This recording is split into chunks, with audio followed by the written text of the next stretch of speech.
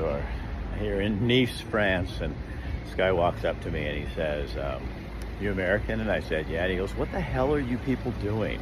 And I said, "I know." He says, "Well, it's crazy." He never mentions a name, but he keeps talking about the situation in America and how wacky it is. And so I kept talking to him, and we were talking about it. He goes, "You know, the world is watching you guys and what you're doing and how you're doing it. So you got to be very careful." And I just thought it was interesting because we'd never mentioned a candidate. He walked away.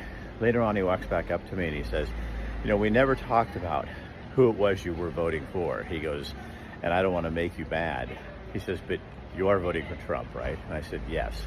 And he said, "Good, because the whole world is waiting and your country looks like they're just absolutely insane." So yeah, it's one person, but I thought, wow, what does that say about the world we live in? The whole world is watching what we do. Are we going to be stupid? Or are we going to do something sensible?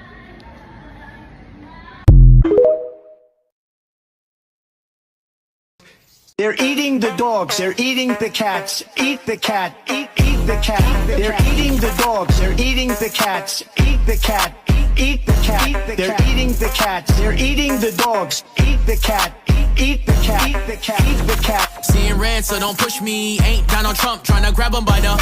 Said it was some Haitians, somewhere out in Springfield. Women doing cartwheels. Have you seen Garfield? Eat the cat. Have you seen Snowball? This about to snowball. I'm about to go off. I can't let this go on. Miss me like an airball. Tell me where my cat is, cough it up like a hairball. Eat the cat. I gotta tell them if they even put the fingernail on Santa's little helper to turn them to hamburger helper. Somebody better help them, cause I'm going to jail for showing them fellas helter skelter. Eating the dog. Usually I'm content, but if you touch my dog, then I'm turning into John Wick. I'm lit. Bird better drop it. If you touch my pet, then I'm pulling up like CrossFit. They're eating the dogs, they're eating the cats. Eat the cat, eat the cat. They're eating the cats, they're eating the dogs. Eat the cat, eat the cat. Eat the cat, eat the cat. It's a shame, it's a pity. Thought overseas where they said Hello Kitty, but it ain't there, it's right here in your city. When I turn my back, now the cat goes missing and where my peoples is at. Does anybody know where he flipped when that? Cause I heard they putting claws on felines, I'm mad. And my cat disappeared just like Felix the cat. Got paid back, thought she was a goner, but the cat came back. If you ain't a pussy cat, say drop that cat. Drop that cat, drop that cat. Got paid back, thought she was a goner, but the cat came back. If you ain't a pussy cat, say drop that cat. Drop that cat, drop that cat. They're eating the dogs, they're eating the cats. Eat the cat, eat the cat. They're eating the cats, they're eating the dogs. Eat the cat, Drop that cat.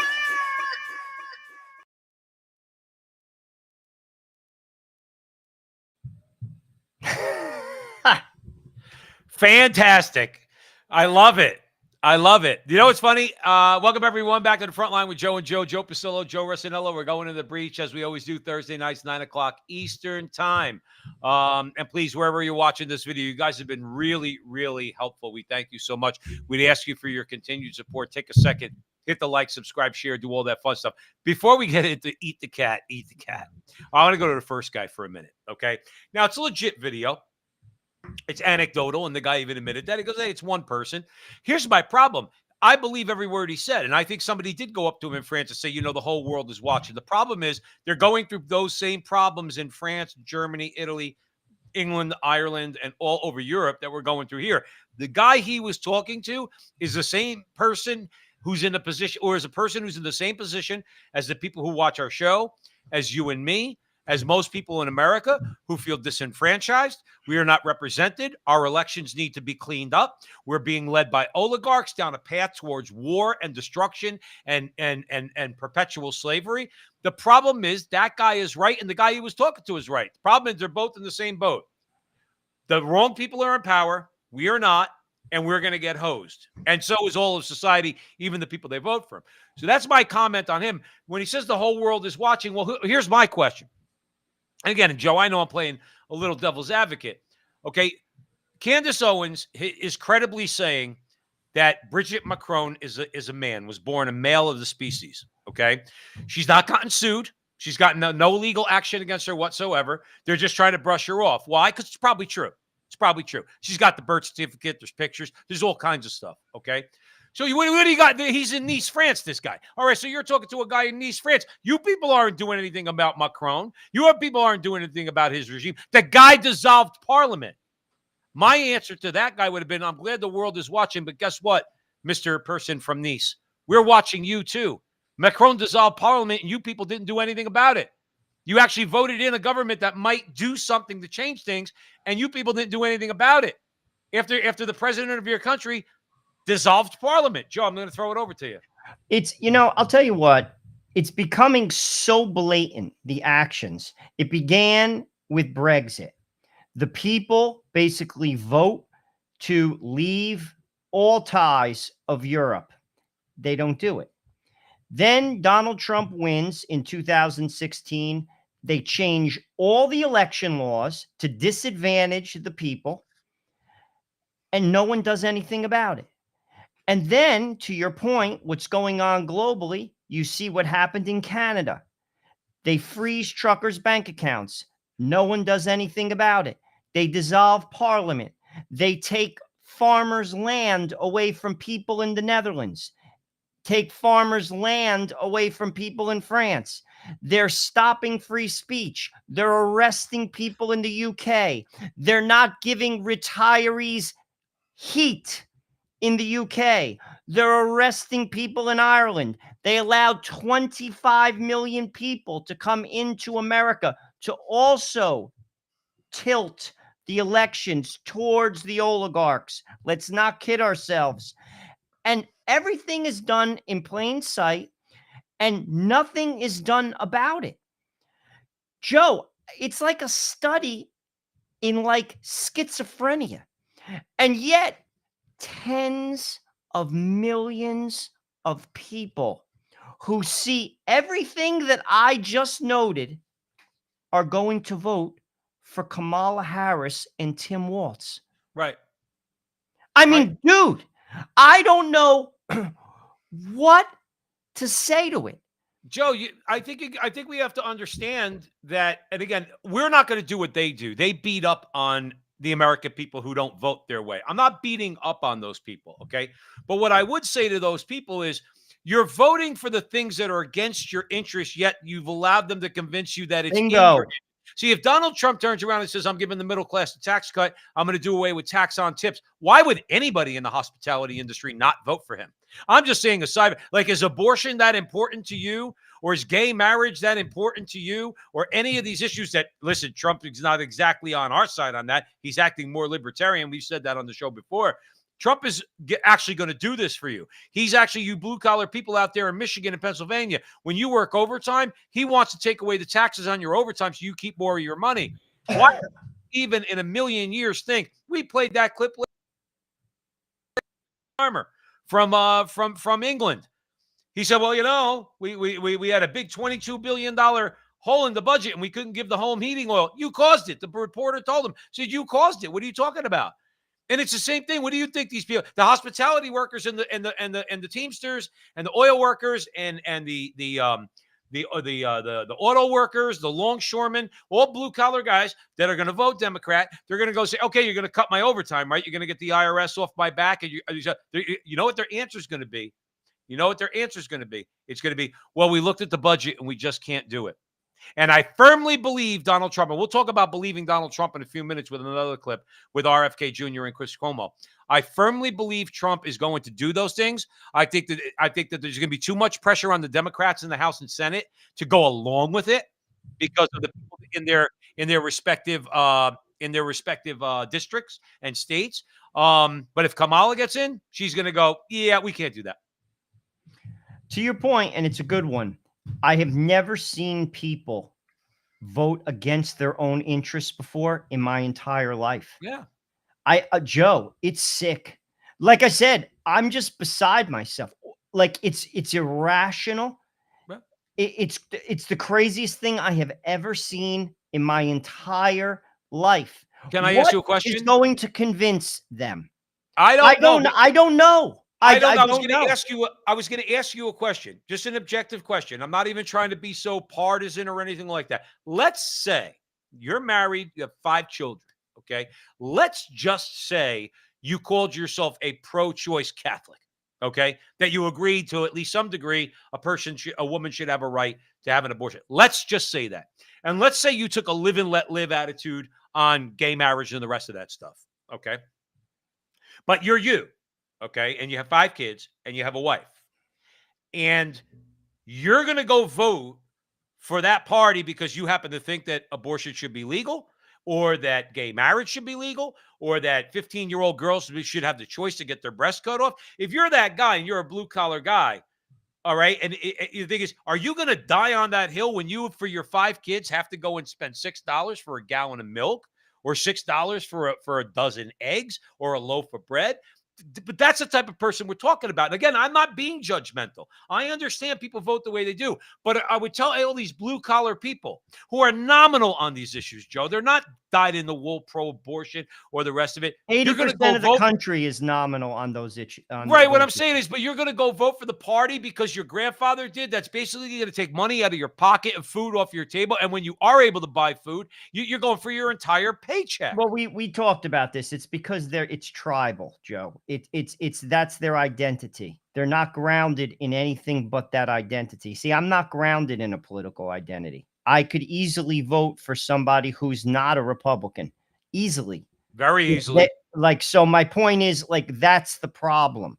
We're not grounded in something other than an identity that, frankly, in many cases works against your own interests. And that's exactly what's happening. We're seeing that in the African American community. The voices are getting louder and louder. Wait until this election is over. If Kamala Harris is to win, talk to me in 4 years. You're going to hear screams. They're going to lose so many votes. And guess what? It's going to be too late because they just brought in a new voting class. The first thing Kamala Harris is going to do, write this down, everybody. She's going to give amnesty with an executive order to 25 million people. That's going to lower wages for the lower working class and the lower middle class. It's going to raise rents in those neighborhoods. And that's the first thing she is going to do, because it's not about you. They say it is. It's about them staying in power. And that's exactly what's going to happen. Write it down. No, there's no question about it. Here's the thing, though, too. This time around, if Trump gets elected, if they don't kill him before Inauguration Day, the first thing him and J.D. Vance are going to do is they're going to start mass deportations. And I'm sorry, I know that sounds bad, but the fact is, because they let so many people in, we now have to go and round millions of people up. You know, I've heard them say that, and here's the thing. I think that will never happen. I'll tell you why. Because what's going to happen is the first mistake that they make where somebody gets hurt or somebody gets separated, one mistake, it'll be on the American people don't have a stomach for it. The damage is done. I know they got to pick what they're going to have a stomach for. No, but I'm just saying, it's easier said than done, because I'm telling you, I could already see what would happen.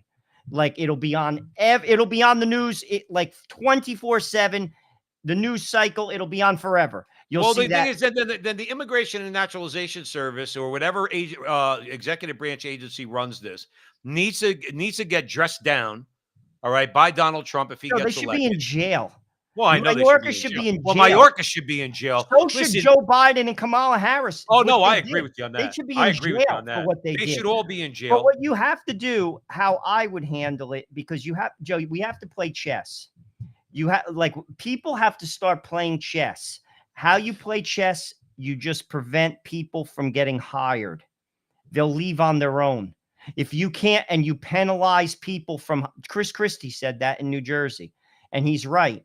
If you want, the reason why people come here is because they want work. If you work in a restaurant, if I'm the government of Arizona and I come and inspect your restaurant and I see that you're employing undocumented workers, I fine you $200,000. Guess what you won't do? You won't hire them.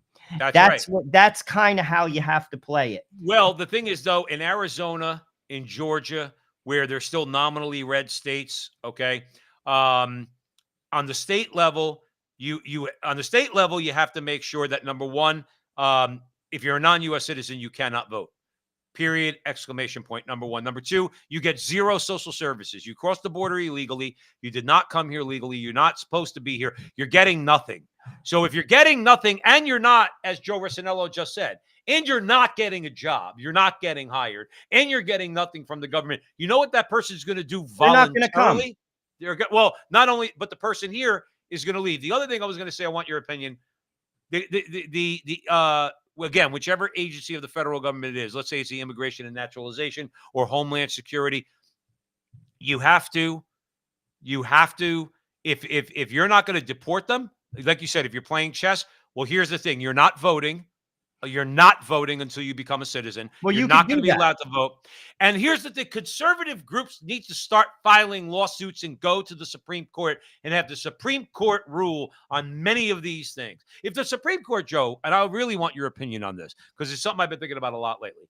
If the Supreme Court actually ruled whether or not a non-citizen could vote, if the Supreme Court actually ruled that if certainly conservatives and Republicans sued to have the Supreme Court make sure that in every polling place in America, no representative, especially if they're an attorney, which means they're an officer of the court, no representative could get kicked out of a polling place or the counting room. No, and it has to be present when all ballots are verified. And if they're not verified, then they got to be able to call a judge at 10 o'clock at night and have a judge rule on it. I know I'm going on a little bit. If conservative groups would sue to take this to the Supreme Court, and at the same time, you had Trump and people who were sympathetic to what we're saying do those things on the federal and state level, then you could do something about it. But to your point, and I'll throw it right back to you here at the front line with Joe and Joe. If she gets in, they're all citizens. No, that's a guarantee. That's the first thing she does. That's the first thing. Executive order. You have to de-incentivize people coming here illegally. You come in, you get arrested, you don't have papers, you get sent back. You come in, it's difficult, if next to impossible to work. I am all for, first of all, a very generous immigration policy. Let me first say that, and I'm against merit-based immigration. But that doesn't mean that you don't have a border. And what took place was not fair to the working class and the lower middle class of America. And what you're seeing in New York City right now is the weaponization of the Justice Department going after the mayor of New York, Mayor Adams, who chose his own people over the ideology of the globalists who don't believe in borders because they're trying to take the power away from the populace by bringing in a new voting class. That's what they're all doing. That's the game plan. That's the strategy. Adams spoke out about that. Keep this in mind. Adams is a Democrat. New York is a liberal city, but they can't handle the inflow of people on their resources. So Right. what does he do? He chooses his people. Why? Because they voted for him. He did the right thing. And now they're coming after him. Of course. Of And course. this is another thing.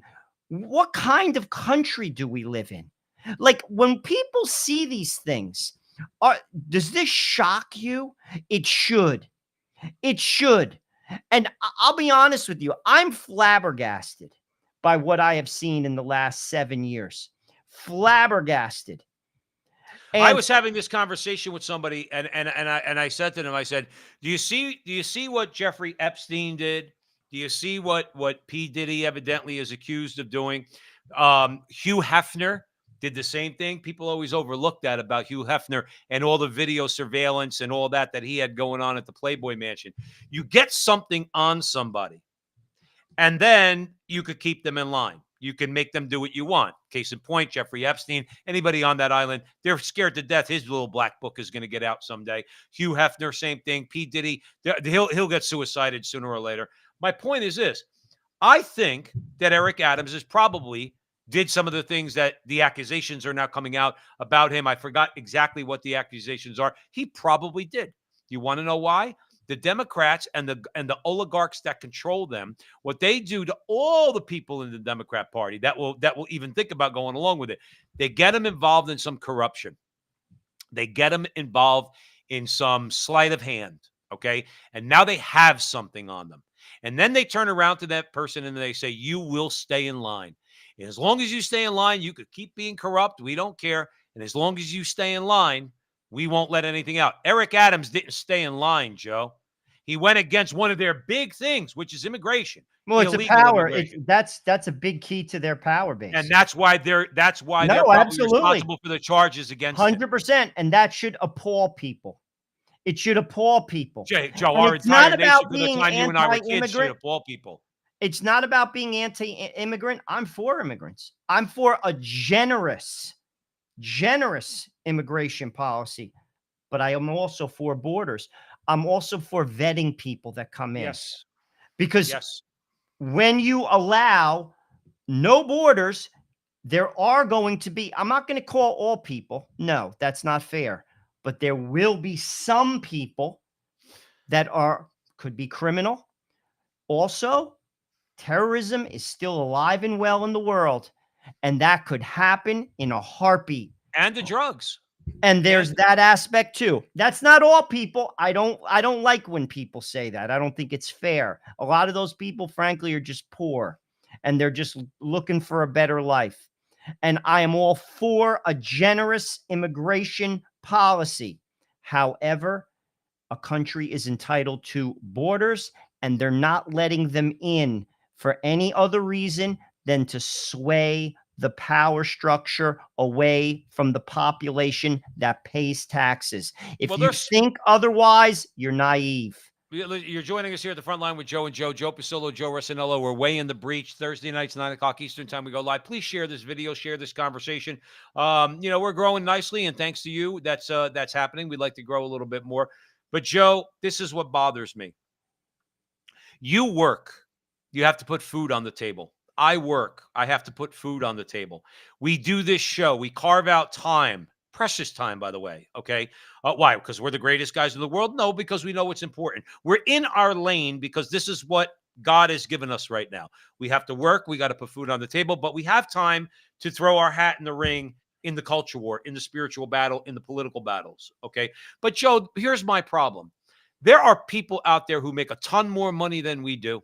They're smart people, really smart people. They think like we do, at least on most things, or at least they sense the danger in what the left is trying to do. They have the time, the energy, and the talent to organize, to be able to make moves when it comes to either the federal court or the Supreme Court, or even within their own states. Because I'm going to go back to it. Maybe everybody's tired out there of me saying it. Nothing's getting done on immigration or anything else until we clean up the elections. Joe, if you clean up the elections, California might go red. Okay? But there's nobody willing to go out there, file the lawsuits necessary that would actually maybe bring about some change. That would actually maybe bring about some change when it comes to how elections are done. I don't think America is in such bad shape because of its people. I think it's bad shape because of the government. And the government, I think, has taken away from even middle of the road people, again, who might agree with us on 5 things, but that's not good enough for them either. If it agrees with us on 5 things, they might still be voting for Donald Trump because they'll agree with us on the economy and on immigration. And by the way, I'm all in favor of immigration moratorium, at least for a couple years. A very limited amount of people could come into the country from anywhere. From anywhere. Well, after letting in 25 million people, that's being reasonable. Yeah, because we can't handle it. We can't handle it. It. Like I said, I work in New York City. The mayor of New York, a Democrat in a liberal city, is waving the white flag because he doesn't have the resources. Yeah. Yeah. So that's just the facts. Well, you mentioned earlier about, okay, Donald Trump had 4 years. He had 4 years, and a lot of people would say that, okay, I think he happened to have gotten a lot done, and that's demonstrable. Probably couldn't have gotten more done, but with all the headwinds and impeachments and lies and everything else. So the question is, a lot of people say, well, why should we believe Trump? Why should we believe that Donald Trump is going to drain the swamp and that he is going to pick the best people when he promised that the first time and then admitted to you He did exactly what he said he wouldn't, Bobby, which is just listen to the swamp and do what he was told by the people who curry favor for the elites. Why should we believe he'll be any different? He lied the first time. Well, I don't agree with Donald Trump on a lot of issues, but the issues that I agree with him on, and the issues that we've spent a lot of time talking about, and the issues that he's publicly now endorsed, are one, ending the war, avoiding nuclear war, avoiding ending the war in Ukraine immediately, avoiding a nuclear war with Russia, which is the greatest nuclear power on earth. Russia has 1,200 more nuclear weapons than we do. It has better weapons than we do.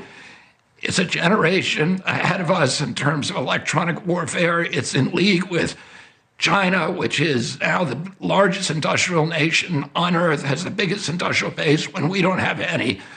We need to avoid a war. We need to start working toward peace. He's endorsed that, not to me, just to me privately, but publicly. Ending the censorship and the surveillance in this country and around the world. You know, you talked about the reluctance of Democrats, high-level Democrats, to condemn the assassination attempts against Donald Trump. 28% of Democrats, according to a poll that was taken this week, wish that Donald Trump had been killed. That's not a good thing for our country. We should be getting condemnation. And not only that, we should be seeing Democratic condemnation against the censorship that's now taking place in Europe. The European community no longer has free speech, which means it no longer has democracy. Brazil banned Twitter this week, or X this week. Why were there no condemnations from the White House? We're supposed to be promoting democracy around the world, not destroying it. And we see that all the Democratic leaderships, Vice President candidate Walz, Vice President Harris, and Hillary Clinton this week have all come out for censorship, saying that the First Amendment does not protect what they call misinformation and disinformation. Of course, the First Amendment does. That is the fundament of democracy. The First Amendment protects truth, it protects lies, it was written not to protect the easy speech that everybody wants to hear. Now, he said so much there, and there's so much to parse. My thing is this. What I took away from that, Joe Rossinello, I'm going to hand it right over to you, is that RFK Jr. is basically saying, look, on one hand, I don't agree with Trump on everything. That's a given. On the other hand, there's a lot of things he said he was going to do that he did not do, okay? But what I'm hearing from him is, but he's done enough to show me that he's opposed to all these other things and will do something about it, like censorship and some of the other things he mentioned. And if you vote for Kamala Harris, and that's RFK Jr.'s party, that's the Democrat Party, if you vote for her, all those things are going to get completely worse. That's the way I took what he said. Well, I'll tell you what, I give Chris Cuomo a lot of credit because he's trying to be, frankly, more true, I think, to himself. I think he was getting paid a big paycheck for CNN and he played the part. I don't agree with him on everything, but I think he's trying. And I want to first say that. Secondly, I disagree when he said Trump lied. I think Trump tried. Trump came in. He had a New York Rolodex. He wasn't a political guy. And frankly, a lot of people in his own organization went against him. Yep. They fought against him.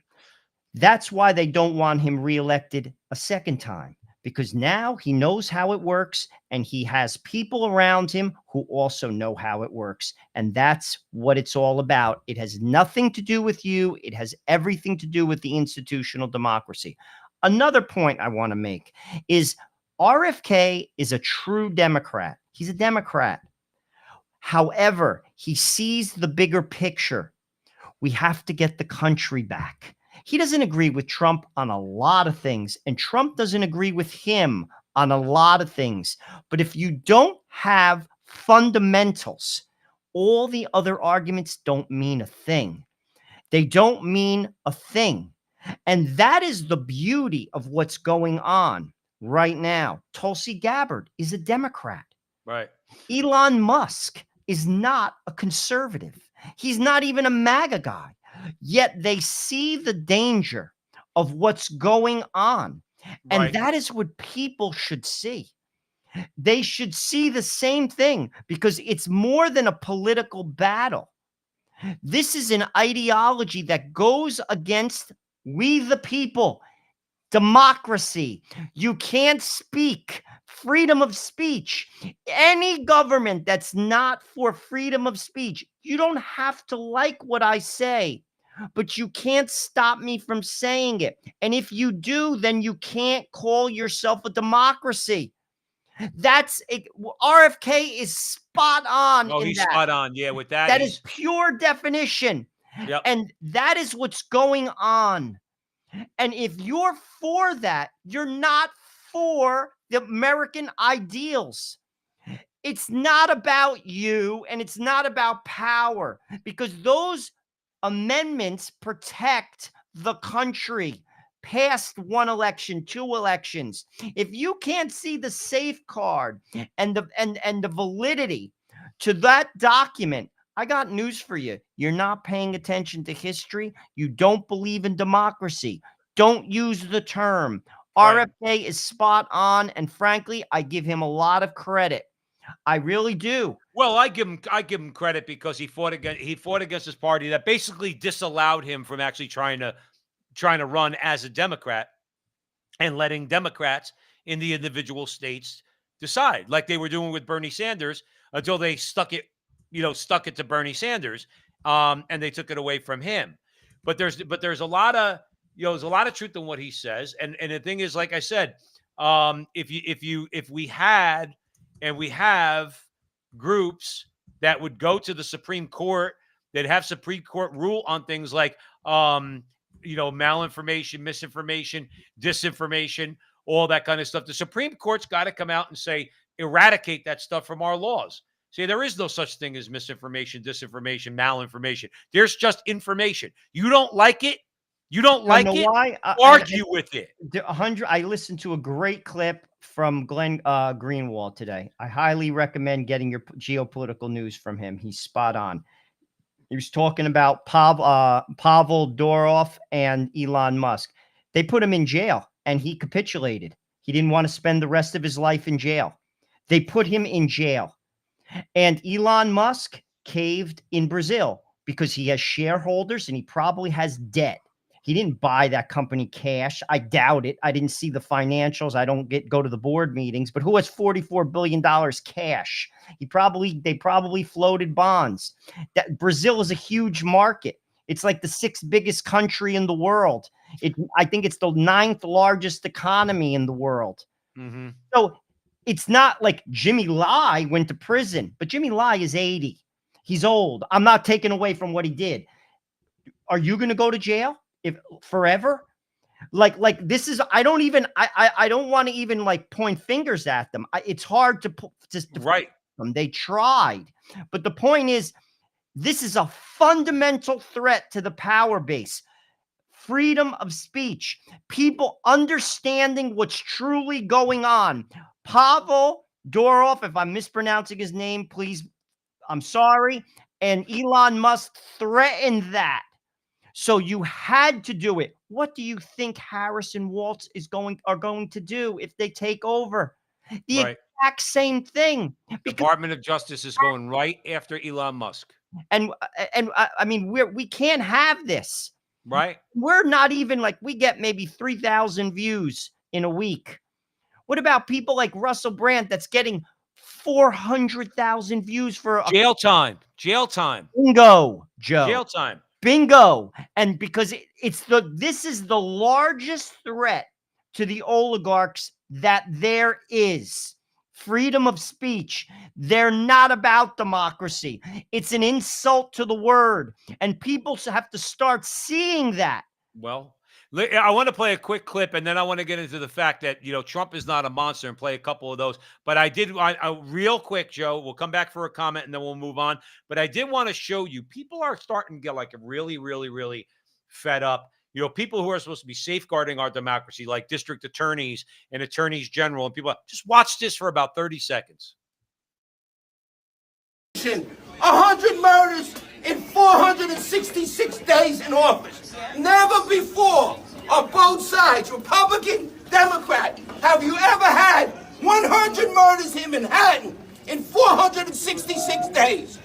On day one, Alvin Bragg says he was not going to prosecute felonies. They give you all their fake statistics. Well, if you don't arrest nobody, you don't have no statistics. I wanted to play that because you see, there's a perfect example. This is guys in New York. I'll bet my bottom dollar he's a Democrat. He's screaming that Alvin Bragg will not prosecute crimes. So if you're not prosecuting a crime, you know, you're not protecting your people. Okay, so you're not any kind of an American at that point. And what is the bad fruit of that? I want a quick comment, Joe Rossinello. You have all these murders in New York, and the sick part about it, the sycophantic, disgusting, disgraziad media refuses to report on that. And the fact that I guarantee you most of those homicides are African Americans. I was just going to say that. You took the words right out of my mouth. It's happening in the poor communities. Yep. Alvin Bragg should be put in prison. Yeah, you want a guy should be put in prison? He's a guy should be put in prison. And George Soros, who funded his campaign, should be exited this country. They should take his passport and say goodbye.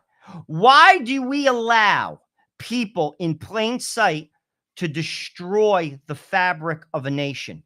That's exactly what that is. He said it, I'm not going to basically prosecute crime. Well, guess what? You're out of a job. And guess what? I'm prosecuting you. That's treason. That's treason. You take an oath when you're a public servant, and you're not only violating that oath, you're putting people, regular people, mothers, women, children in harm's way. Right. He should be put in jail, and that should never be permitted. And how it's permitted, again, it's schizophrenic. I don't know how anyone could look at that and pull the lever. Most particularly people that commute into New York, myself being one. I just don't vote in New York because I'm not a citizen of New York City. But people will still vote against their interests when their lives are in danger. And I'll tell you this, what you see on the streets of New York, you won't even believe. The mental illness, the drug-infested city streets, people sleeping all over the street, defecating on the street, smoking cocaine out of glass pipes during the day. Right. This is the wealthiest city, arguably, quote unquote, in the world, as in the people who live there. And you're going to vote and empower a man that doesn't prosecute crime? You're crazy. Something's wrong. What? And that's the thing. And there's a New Yorker right there getting fed up. Now, here's the thing: is that I'm tired. I'm really, really tired. I'm beaten up over it. I got to be honest with you. You might not like Trump. You might not like what comes out of his mouth. Okay, that's your prerogative. But for anybody to say Donald Trump is a person of low character, especially since all the examples they try to give have all been debunked, like Charlottesville, they're still bringing up Charlottesville. That was even debunked by Snopes. Snopes even said Trump did say there were good people on both sides, but he also condemned the neo-Nazis and the white nationalists. Or skinheads, whatever he called them. Okay. The point is, Donald Trump is not a man of low character. I'm getting tired of hearing that. Listen, I'll show you a guy of low character. Go look at the guy who's supposedly our president right now. That is a disgraziad human being. Him and his son. Oh, and his wife too. She's another disgraziad, belongs in the gutter. But I'm tired of it. And I want to play you a couple things. One person who's not well known at all. In fact, nobody knows who he is. And another person who is. Watch this. To tell you real quick about what President Trump's father, Fred Trump, did for myself, for my brother, for my sister, for my mother. 1974, my dad suffered a major heart attack. I went to the same school as Donald Trump, the Q Forest School. 3 days after my father's burial, there was a knock on the door one school morning, 7 a.m. I answered the door. It's a distinguished gentleman. I was 10 years old. My father just died. Gentleman said, kid, call your mom. I called my mom from upstairs. She came down. Gentleman said to my mom, I am Fred Trump, Donald's father. And my mom says, yes, I know Donald went to the Q Forest School. And Mr. Fred Trump said to my mom, yes, Mrs. Rem, very sorry about Joseph's death. And what you don't know is I'm still on the Board of Trustees at the Q Forest School. And this morning, I let Headmaster Mr. Philip Rogers know that from this day forward, myself, Fred Trump, out of my own pocket, is going to pay for your 3 children's tuition because I don't want the kids have to go back into the public school system. And the tuition in 1974 was $2,500 per child, $7,500, which is about $80,000, $100,000 in today's money. And who would do that except the President Trump's father? The fruit doesn't fall far from the tree, and they give the Trump family grief. The Trump family is a wonderful family, the entire family, sorry. And who else? Can you picture Joseph Biden or Kamala Harris doing that? No. All they care about is buying another mansion. I'm going to tell you, the Trump family is wonderful. I love you, Donald. I wish I could shake your hand. It was my mother's last dying wish to shake your hand and to thank your father, Fred Trump, for what he did for us kids in 1974. While campaigning for President Trump, he was asked what he thought about Trump as a person, and he shared this amazing story. I've known President Trump for many years, and on 2 occasions I sued him. He was trying to build golf courses up in the New York City reservoir watershed, and I sued him successfully to stop that. And at one point, my wife, she wanted to go to Palm Beach for the weekend to see my mom over Easter, and I said, I didn't want to buy tickets for all the kids. And she said, what if I find a free ride? And I said, okay. Then she said, I found a free ride. And I said, who? And she said, Donald Trump. And I said, I'm suing him. And she said, he told me he knows you're suing him, but it's okay anyway. And we ended up flying down with him, and I had a great time. I still sued him, and...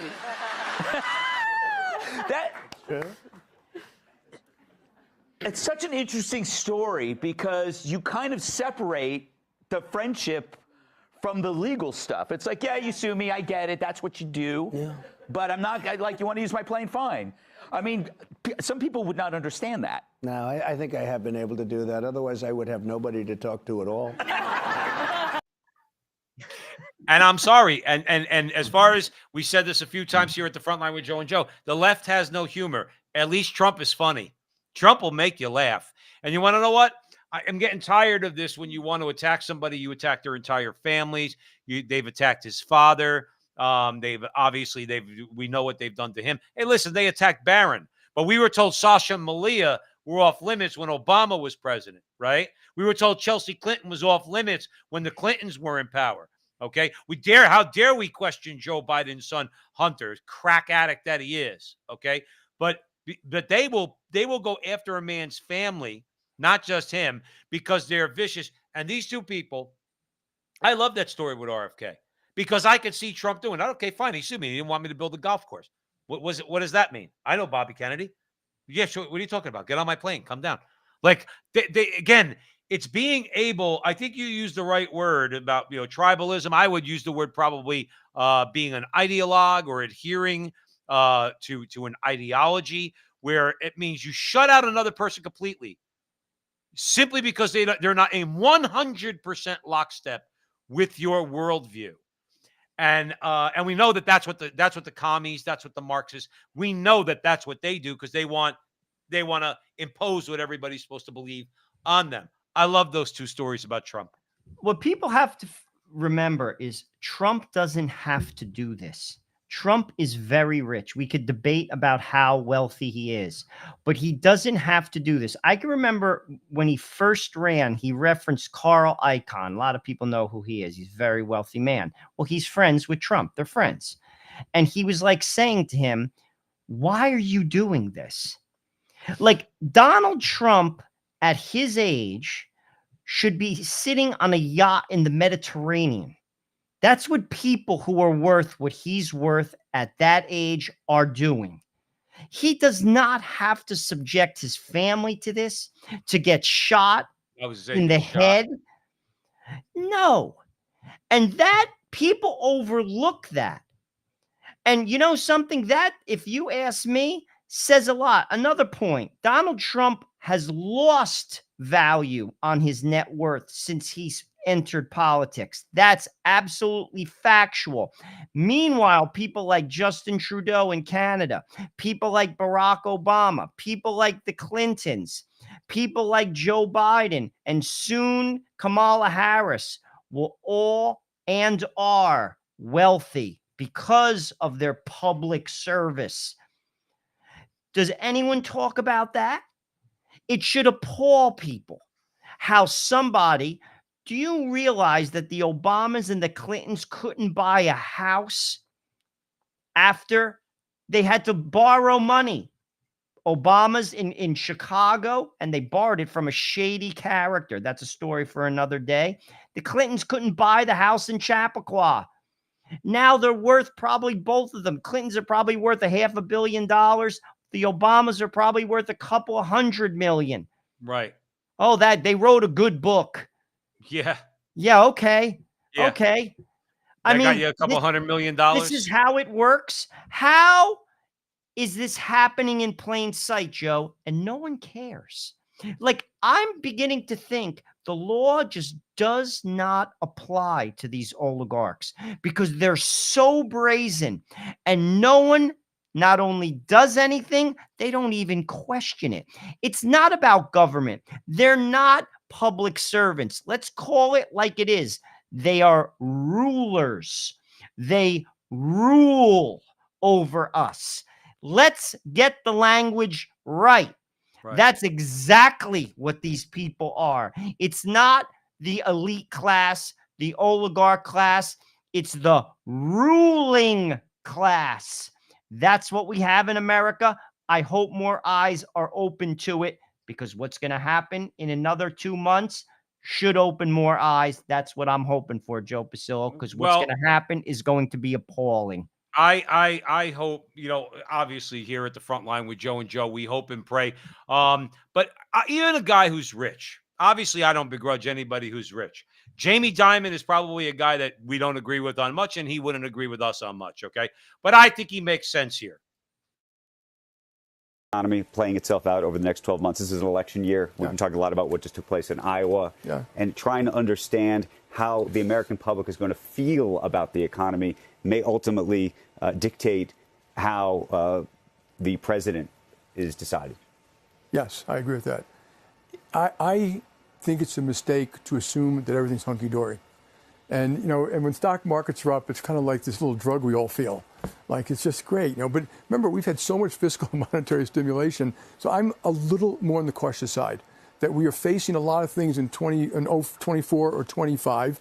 And we mentioned Ukraine, the terrorist activity in Israel, the Red Sea, quantitative tightening, which I still question if we understand exactly how that works. I don't think we do. How QE actually worked, what the effect of negative, zero rates was for all this time, and obviously the politics. And, and then the Ukrainian war is affecting oil, gas, food, migration. So you have all these very powerful forces that are going to be affecting us in 24 and 25. So if I was the government, I would be preparing for what I'm going to do about that, assuming things aren't good. And I just also want to point out, I wish the Democrats would think a little more carefully when they talk about MAGA, and if you travel this country, and the country's unbelievable. We took our bus trip this year, and Leslie Picker was on Spokane and Boise and Bozeman. People are growing. They're hungry to grow. They're innovating. It's everywhere. It's not just Silicon Valley. So we've got this great hand. But when people say MAGA, they're actually looking at people voting for Trump, and they think they're voting, and they're basically scapegoating them, that you are like him. But I don't think they're voting for Trump because of his family values. Now, if you look, just take a step back, be honest. He was kind of right about NATO, kind of right about immigration. Mm-hmm. He grew the economy quite well. China virus. Tax reform worked. Yeah. He was right about some of China. I don't like what he did. No, I said China virus. Yeah, I understand. He may have been right. And I don't like how he said things about Mexico. I don't like. But he wasn't wrong about some of these critical issues. And that's why they're voting for him. And I think people should be a little more respectful of our fellow citizens. And when you guys have people up here, you should always ask the why. Not like it's a binary thing. You're supporting Trump, you're not supporting Trump. Why are you supporting Trump? It's hard to hate 75 million of your fellow Americans. And But that's exactly what they do. They do hate 75 million of their fellow Americans because it's a how dare you type thing. And again, we'll keep going back to the same point. Look at what they did to RFK Jr., who agrees with the Democrats on 8 out of 10 things. Look what they did to their own kind. What do they think they're going to do to you? Jamie Dimon makes a good point. Now, I don't like when he says, I don't like the way Trump talked about China, this, that, and the other thing. That's Trump, okay? That's the way he is. You know, you're going to judge people by their actions. You're going to judge people by their words. Oh, he was crude in the way he said this, crude in the way he said that. But what I will applaud Jamie Dimon on is this. He's fair. That's exactly right. He gave Joe. Trump a fair shake. He said, well, he's right on NATO. He's right on immigration. Now, is Jamie Dimon a racist? He just said that Trump was right on immigration. He just said it, okay? So is Jamie Dimon a racist? He was right on. Trump was right on taxes. Anybody who says, like when Kamala Harris gets up there and lies that the middle class has suffered under Trump. No, he didn't. I got more money in my pocket. What are you talking about? I kept more of my money because Donald Trump said you deserve to keep more of your money and the government deserves to take less of your money. So I'm applauding Jamie Dimon because at the very least, he was very, very fair. You know, you're right. But you know something? Jamie Dimon is above the crowd, the mob. He's wealthy. He's run a company for decades, and it doesn't matter at this point. The mob controls people. Many people feel exactly the way Jamie Dimon just spoke. Many powerful people, they're afraid to say it because the mob will come after you. You could get fired. You could lose your position. You will be ostracized. Jamie Dimon's in a position, he's above it all. He's probably worth $2 billion. He's run JP Morgan successfully for 2 decades. At this point, frankly, people want to have lunch with Jamie Dimon. It's not the other way around. But for other people, they're afraid. Right. Many people feel exactly the way he just spoke. Many. Because it was just objective. How about we just get a little objectivity? But it's not about objectivity. It's about ideology, and it's not about you. That's what people have to get through their head. It's not about you. No, it's all about them. It's all about them and their power. If these people understood that they're used, see, I'm going to say this right out. I tell anybody to their face, Donald Trump's not using me. I'm using him. For as much as I could get out of a politician, Donald Trump's not using me. I'll stay home. I won't vote for anybody. I'll let the country go down in flames and let Kamala Harris become president. I don't care. You don't own me. I don't want that to happen, but you don't own me. They're not using me, but I would tell all those young girls that are all over social media and everything who talk about, well, abortion, this and that, and gay rights. You're being used. I don't want to call you stupid because you're probably not stupid, but you are naive, and you're allowing the government to use you for their interests, not for yours. 100% accurate, Joe. Just like BLM was used, absolutely, positively. Yep. Their neighborhoods that got burnt have not come back, and they're not going to come back for decades. Just like who does that affect? Who does that affect? Them, African-American communities. Right. And they're about to betray the African-American community by letting in 25 million people who are now going to take all of the welfare away from those poor neighborhoods. It's happening already. Yep. And that is a fact. That is a fact. Well, the good thing is, it's good to hear clear thinking, especially from a guy who, like Jamie Dimon. He runs one of the biggest, if not the biggest, bank in the world outside of the Federal Reserve. So it's good to hear objectivity. Here's some more objectivity. Exactly which official it was within the European Union, but sent Elon this threatening letter that basically said, we're going to arrest you if you platform Donald Trump, who, by the way, is the likely next president of the United States. So what America should be saying is, if NATO wants us to continue supporting them, and NATO wants us to continue to be a good participant in this military alliance, why don't you respect American values and respect free speech? it's insane that we would support a military alliance if that military alliance isn't going to be pro-free speech. I think we can do both, but we've got to say American power comes with certain strings attached. One of those is respect free speech, especially in our European allies. Like, look, I'm not going to go to some backwoods country and tell them how to live their lives, but European countries should theoretically share American values, especially about some very basic things like free speech. But obviously, the ability to speak, the ability that God gave us to speak, okay, is, probably that's the most important freedom that we have, because that's how we express our ideas about the other freedoms that we have, like freedom of religion, free association, okay, things like that. You have to be able to speak, and you have to be able to speak without worrying about the government coming after you, like Mayorkas and or not Mayorkas, the Attorney General, Merrick Garland. Okay, that I should be able to say. And the European Union, they're such a the problem is too is that they're such a bunch of fakos. The American left, the European left, who constantly talks about democracy, threats to democracy. You take away my right to speak freely, then you do not believe in democracy. Joe Resinello. And people have to call it as it is. We heard RFK earlier in the show, and now you have JD Vance. And we should not support people that do not embrace our ideas. America was always a country that promoted democracy, at least by definition, around the world. And if you don't promote free speech, if you censor, we are not on the same page, and we're going to make that known. And it's about time people start. I found that clip to be refreshing. Listen, if you're going to stop people, that includes England, that includes Ireland, that includes France. If you're going to stop people from speaking just because you don't like it, just because what they're saying threatens your power base, which doesn't represent your own people, I got news for you. I'm on the side of the people. That's what America is all about. We, the people, right? It's not an institutional democracy. And if a country is not supporting we, the people, we should not be supporting them. Good for JD Vance. I'm so happy to hear that said. Well, that's the thing. And I mean, and the fake goes there, by the way, on in the clip we played earlier on with Jamie Dimon. The fake goes there on CNBC. Jamie Dimon was kind of sticking it to them a little bit too there. Here on he actually almost said it here, here on your show too. You kind of do the same thing. You let these people, talk about Trump however they want. And here's my point. Go ahead. Say what you want about Donald Trump. Go right ahead, but don't take away my right to do two things.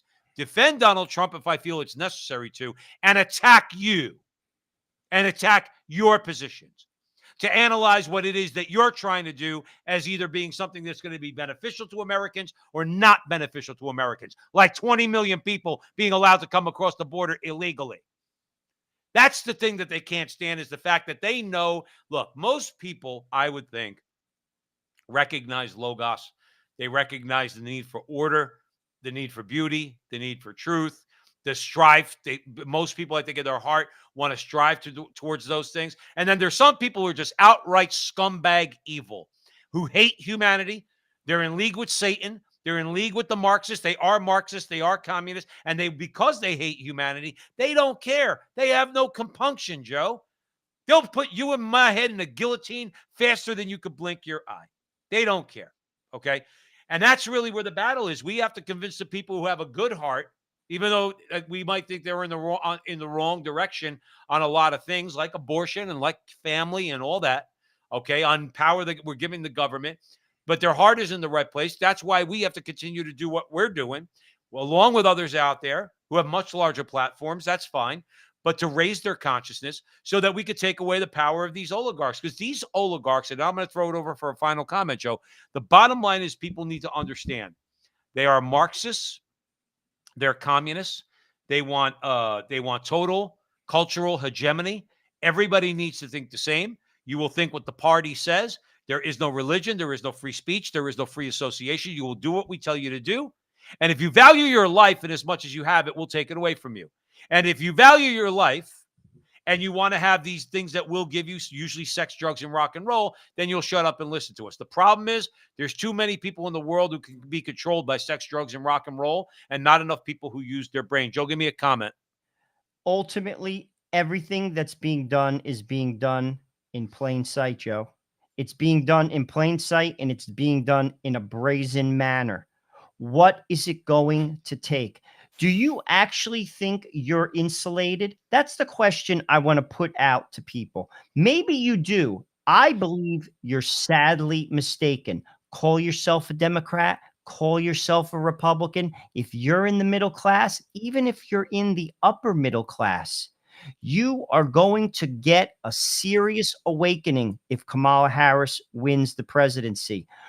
Buying a home is going to be out of reach of all people in the middle class. It's out of reach in Europe. It's out of reach in Canada. And it's going to be out of reach here. Under the Biden administration, the price of the average home went up almost $100,000. Expect that to continue when she gives away more money that we don't have. That's right. The middle class is going to disappear, and poor people are easily controlled. That's what it's all about. They don't represent you. Get it through your head and open your eyes, because everything that's being done is being done in plain sight. That's right.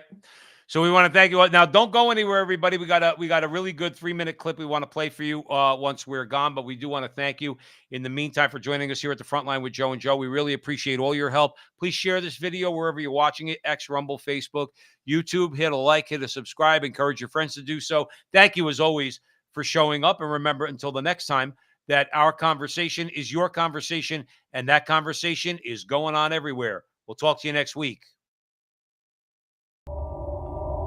2020 is the code for healthy vision.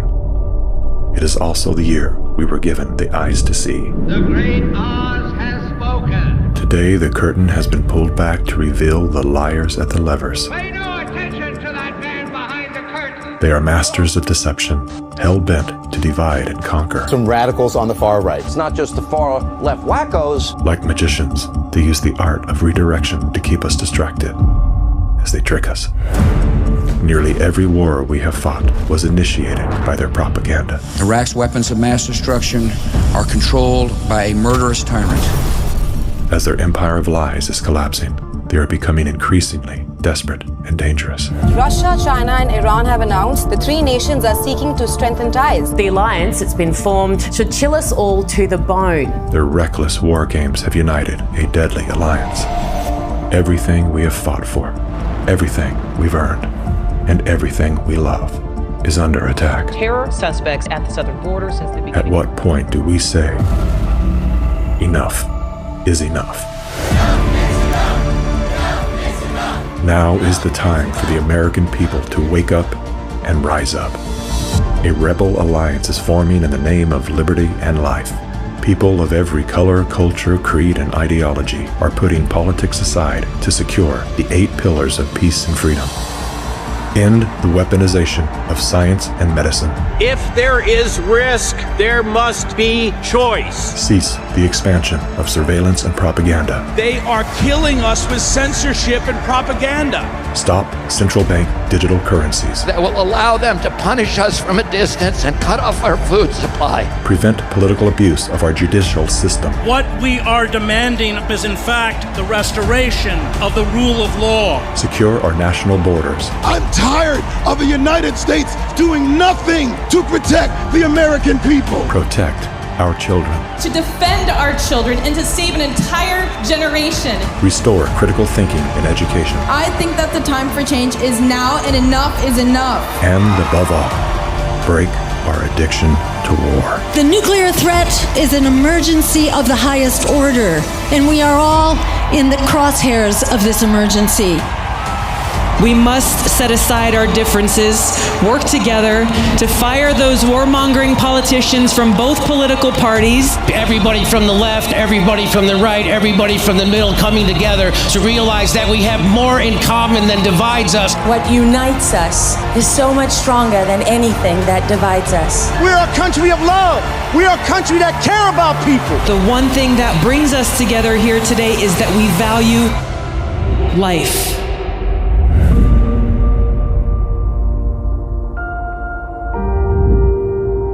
Every single principle on which the West is based is under simultaneous threat. We must defend the West.